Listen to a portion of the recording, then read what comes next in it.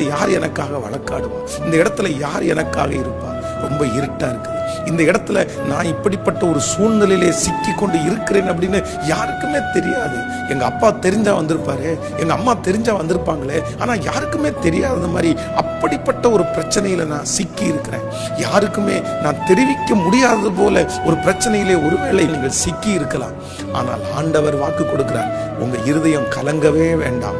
4ஆம் ஜாமத்திலே கடலிலே கர்த்தர் நடந்து வருவாரானால், எந்த இருட்டானாலும் எந்த மறைவிடமானாலும் உங்கள் பிரச்சனையின் நடுவிலே இயேசு நடந்து வருவார் என்று கர்த்தர் வாக்கு கொடுக்கிறார். நான் நம்புகிறேன், சில நேரத்திலே உங்களையும் என்னையும் ஆண்டவர் சில தெரியாத இடத்திலே வைத்திருக்கிறார்.